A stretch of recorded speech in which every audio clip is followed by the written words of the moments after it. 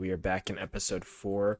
This is either going to be the final episode or it's going to be the second to last one. I mean, we do have quite a bit of music to get through, as you can see, but it does get more complex. That's what I want to get into today. And also, I want to mention I know in the past videos, the audio was a bit quiet, and so someone suggested to turn the volume up.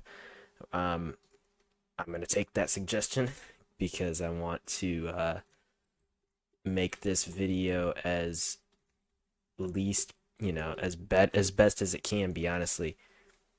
Um, let's get into this. I mean, we left off here at this chordal chord. We were building tension, right? Establishing the tonal center in the bass. The bass is in F. That means we're in the key of F, right? And then we raise to the C, and I recommended in previous episodes you raise to the C when you're nearing the end of the phrase, right?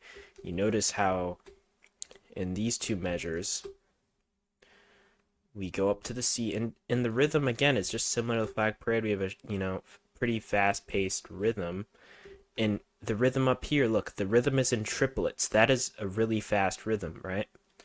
We don't really need a rhythm in the bass because we already have a rhythm that is really fast in the melody here, and I can play it for you guys. And I think that's going to help if I actually play it. So let's play it. I'm going to just make sure that the volume is up. Okay. And we're going to play it, and you're going to hear this.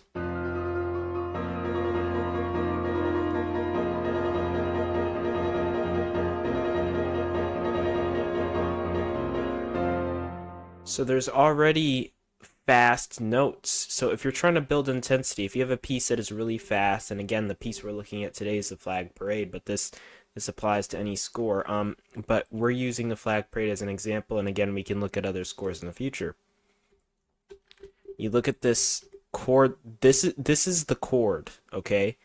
This line right here, this is the harmony. This is the chords. But the chords have rhythm. I'm going to turn my microphone down a little bit. The chords have rhythm, okay? So we don't really need rhythm in the bass because the chords already have the rhythm. You notice how you can put different layers of music in different parts. So if we have a strong rhythm in the chord structure, we don't really need a strong rhythm in the bass. I mean, we can have half notes, quarter notes, but we don't need a super fast rhythm because we already have that. We already have enough, unless you're trying to build intensity. More intensity, but we have enough intensity as it is. In the melody, we also have a pretty fast-paced rhythm. I slow the rhythm down because we're cycling through keys here, and that's why it's good to know, harmony. Well, do harmonic exercises, chromaticism, and learn how to cycle through keys, which I can give you guys a course later if anyone needs help with that. And so the melody is kind of cycling through keys while we're establishing our tonal center of F. We have an F chordal chord here. So you can see we start on F, we go to the B flat. I just put the B flat an octave lower just to make it, to have contrary motion. I notice John Williams loves that, especially in the bass line. I'll try and find a part just real quick. You can see, so we have an F here, but we land on two other Fs. One an octave above, one an octave below. Why? Why does he do that? To make it feel like the part is going somewhere. To make it feel like the part is moving. It's growing, right? We start on this F, but we land on three other Fs that are an octave above and an octave below. And he loves to do that in his scores. Just make sure you do it strategically. Don't just do it all the time. Do it where it makes sense, right? We already covered that part, so I'm going to move on. And then I mentioned in the last video, we have a dominant ninth chord, or flat 9, which is a semitone away. And then when the melody slows down, that builds tension. It may not build... Oh yeah, this is another big point that I want to mention. So as soon as the melody slows down, that's when we reintroduce the rhythm into the bass. Because the melody slows down, there's less intensity, so we have to put the intensity back into the bass line, right? So you're kind of shifting the intensity between the different parts. You're not just keeping the intensity in the bass line the entire time. Notice how we used to have the intensity. The intensity used to be in the bass line, right? Earlier in the piece. But the intensity, as you can see in this part, the intensity shifts to the harmony. The harmony has a stronger rhythm, and then the melody has a stronger rhythm towards the beginning. As soon as the melody slows down, the bass line kind of picks up where it left off, not melodically, okay? We're talking about rhythm here, rhythmically. The bass line picks up. Okay, and so I think that's another reason why his music sounds so expressive, is because it's not just that every instrument has a role, it's just that the roles are constantly changing. They're never staying the same, right? If the melody loses the rhythm, the bass picks up the rhythm. Like they exchange roles. So the piece doesn't sound stagnant. And then so we have this tension here. The bass at the end, towards the end, it raises to the fifth scale degree, so it creates a dominant chord, over the tonic. So we're not just holding a pedal tone throughout this whole measure. We raise up to the fifth scale degree to highlight this. Anything you put in the bass is going to heavily affect the rest of the sound. So if you really want to get a strong dominant chord towards the end, again, we're building towards that dominant chord at the end of the phrase. So we place it on the fourth beat while we have this dominant chord in the melody, right? And notice how I have a separate staff for the melody. I have my harmony in this staff, melody is like in this staff, and then we have like extra things that we want to add up here. It's not always like that, but it's generally how I do it. So we build this tension to this dominant flat 9. We resolve back to our key of F major, right? And so we have what is similar to an F major chord going above, but I just altered some of the chord tones to make it sound better. But really, it's just an F major chord going up and down. We have a flat 2, and we have a flat 6. And then we're just going back and we're doing a little trill here. We're just adding things to make it sound cool. That's kind of what John Williams was doing in the score. And so the bass is just holding an F, and it takes the rhythm back, So it builds the rhythm, before we get to this climax. And so it takes the rhythm back. And so you literally just have to switch the roles of the instruments. And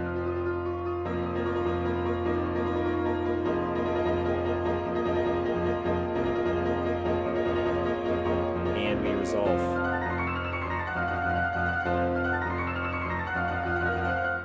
Right, so not too complicated. Now you might be wondering, well, how am I supposed to know when to switch the roles? You just write the melody first. So when I wrote this melody, I wrote this part first. Then I wrote the harmony underneath it, and then I realized, wait a minute, the bass line can take over when this melody slows down, because it loses intensity when you slow down. So we just maintain the intensity by switching it into the bass. It's basic problem solving that you learn, and you can use this video kind of as inspiration because it gives you the format that you need to follow, as long as you have a basic understanding of music theory. And if you don't, we can make videos on that, and I can get some courses out there for more advanced topics for those that are interested. But for basic functional harmony, we can get some videos and then make some courses. So again, it resolves, and we just repeat the same statement because it's the end of the phrase, and we're just emphasizing the key of F major. We're just making it sound a little bit cooler with this scale run up above it, but we really just have the tonal center of F playing in the bass, and we have this F major chord highlighting F, Okay, this section is a little complex because it involves multiple parts. Well, it looks complex, but really it isn't, okay? Really what we're doing is we're using counterpuntal movements here. We're using contrary motion. Um, Contrary motion is huge here. This part right here on the bottom, it might be playing like a melodic, like a counter melody, but then it might play the chords while the bottom line plays the counter melody. And it's just playing chords, and we're just kind of switching the role of each part. So there is about 4 parts. This is called 4-part writing, but we're just staying within the key. We're not really switching chords here. We're just using the F major chord, or we're using a sus chord, F sus2, but we're generally staying within the key of F.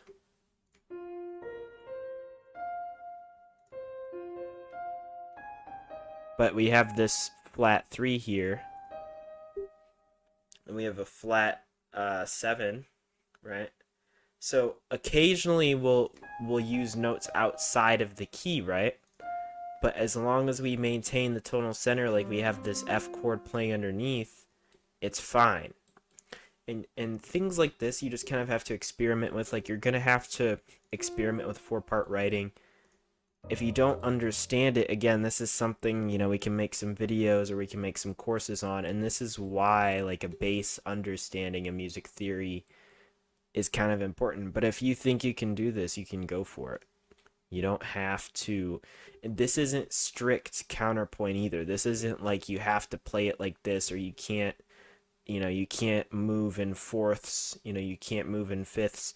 If it sounds okay in the score, you can use it. Film scores break rules all the time because it sounds cool, as long as it sounds cool.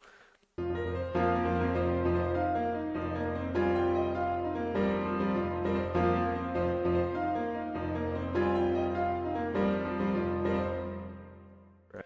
But it's supposed to sound like a fanfare, right? So you kind of want it to be like really fast rhythms, and then maybe land on a note, and then the other part does a counter melody underneath it, right?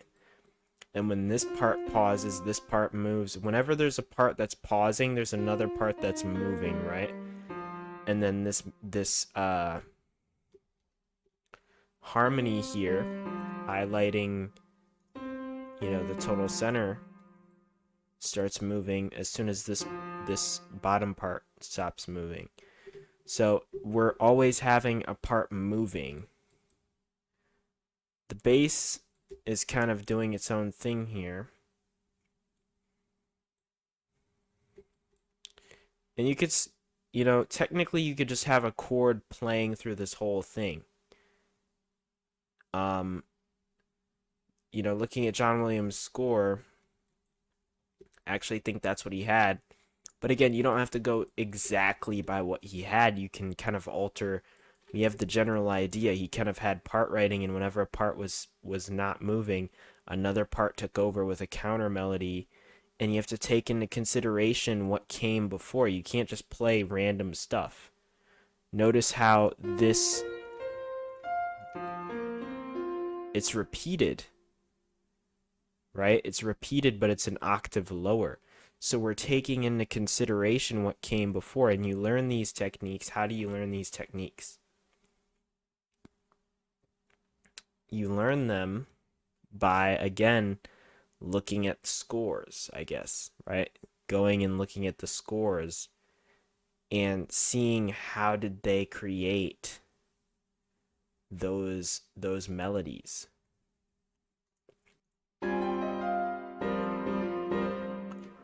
It's really one of those things you just have to practice to get better at. There's really no way that you can perfectly explain it so you can get it on the first try.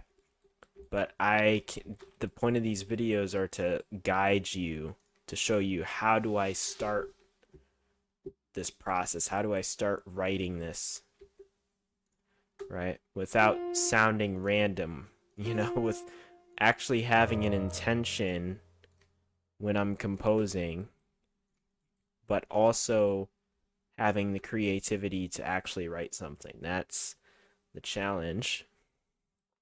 Right here we just have chromatic planing, and yeah, just chromatic planing.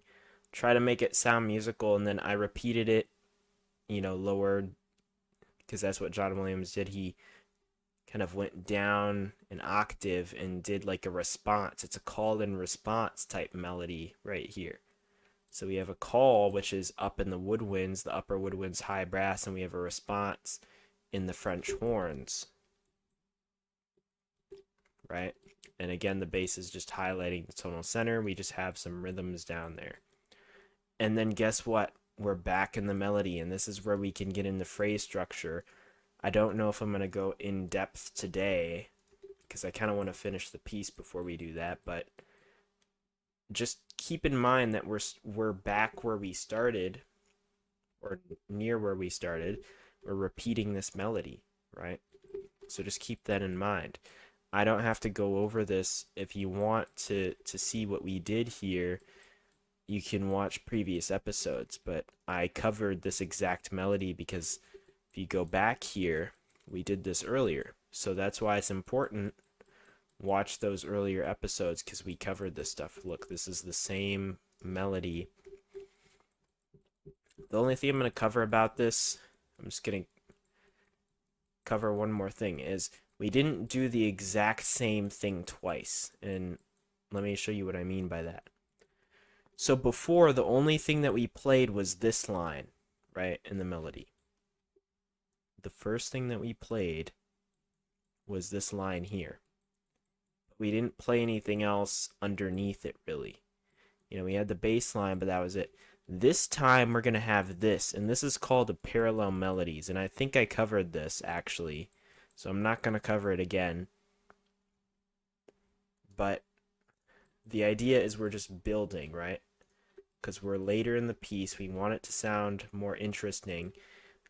You still want it to sound powerful, though, so I would recommend if you're doing this, make sure that this melodic line stays in the brass because you want it to sound powerful. So I put this line in the brass because you don't want it to sound too separate. If you put all three of these lines in the French horns, it sounds like way too broken up and it doesn't sound as powerful. And I actually did this the first time I wrote this piece. I put this in the French horns. I split up the parts and it did not sound powerful enough. So all I did is I put it in the strings because there's a lot more strings than there are French horns, and I just split it between the violins and the violas. And because it already sounds powerful with the French horns, it's okay to just split it up down here because it already sounds powerful. We're just adding on to it.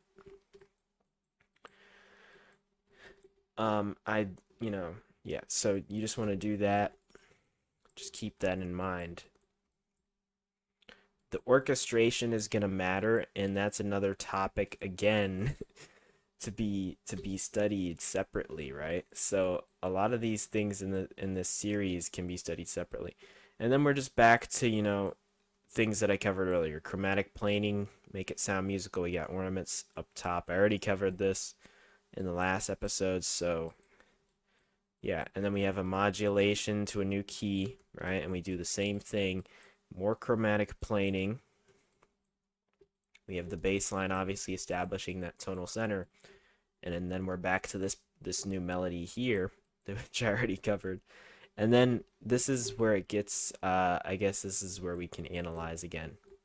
So I cut this melody short. Now there's really no particular reason, because in John Williams' score, he cuts this, I'll call it the C melody. He cuts it off. Why does he cut it off? Because in the movie, there is a scene where he has to cut the melody short because they have to do that in film scores sometimes because the screen time, it's not enough, and they have to cut their music down to fit the movie.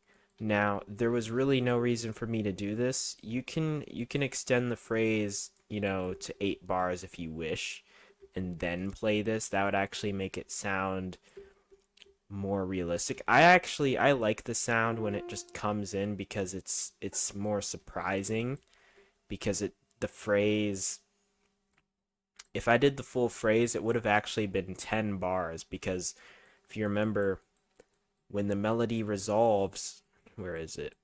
Right here. We have 2 bars to reestablish, the tonal center of F, right? So we have this dominant chord, and then we land on the major chord, and then we're emphasizing F major for 2 bars before you go into the fanfare. And I just thought that was too much. Like, that takes too much time. So I thought you might as well just cut in with the fanfare, right? So we just lead into it with these 3 notes, and it's the fanfare, which we already covered. It's literally just copy and pasted, except for in this bar right here. Now this is where it gets a bit more complex. Like, from this point on, the series is going to get a bit more advanced. So I'm just warning you. Okay, this is not functional harmony at all. Okay, what we're about to get into is not functional at all. So why are we playing a D flat major chord and then an E flat major chord? So the D flat major, so first of all, what key are we in? We're in the key of F, right? What's playing in the bass? F is playing in the bass, so we're in the key of F. So D flat, what is D flat? That is the flat 6, right? So you can look at this as the flat 6. And then you can look at this. What is this? This is the flat 7. Right? This is the flat 7 of and the flat 7 is outside of the key, so what does that mean? It builds tension. So it's okay to use these. You don't need to do the classical, dominant chords to build tension. You can literally just use chords that are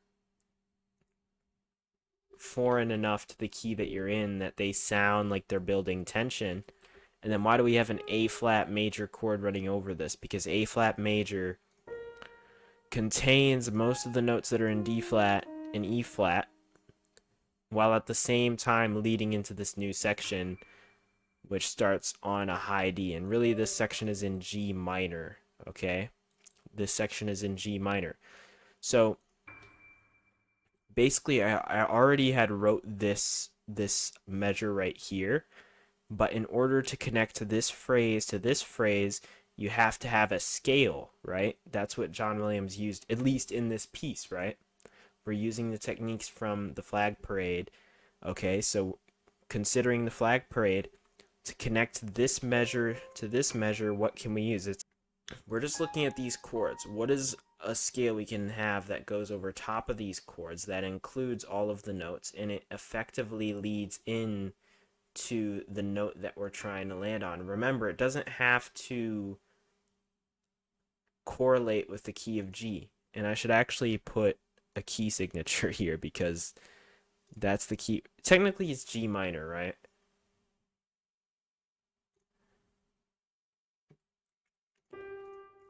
It's G minor, but we're using notes that are outside of G minor, so I'll explain that in a bit. But so we can just connect it. We don't have to use the scale starting, we're starting on A flat, but that doesn't mean that we have to end on A flat. We can end on D. So all I did was I just rearranged the scale. I made this a triplet, and then I increased it to a septuplet so that it connects smoothly to this note right here. That's all I was doing. And the only reason I used A flat was because, well, first of all, John Williams used it because we're using the Flag Parade, but I had to understand why did he use it, so that way we can actually use it in our own compositions. And the reason he used it is because it includes most of the tones that are in these two chords. And why are we using these 2 chords? Because it's the flat 6 and the flat 7 of the key of F, and those are relatively foreign to the key. They use tones that are outside of the key, which builds tension. And so it's perfectly fine to use those chords as a lead-in to the next key. and then E flat has a common tone, right? E flat shares, has the third is G, and also has the B flat, right? So when we go in the G minor, it doesn't sound completely foreign because we had a shared tone there. Now it probably would have made more sense if I held it a little bit longer, so that way, you know, it transitions better. But again, this doesn't have to be perfect. We just have to understand what's going on so we can apply it in our own compositions, and we can always perfect it as we, you know, advance as musicians. But you know, we're not at John Williams level. There's a reason why he's considered so great, but we can get as close as we can. We'll try our best here.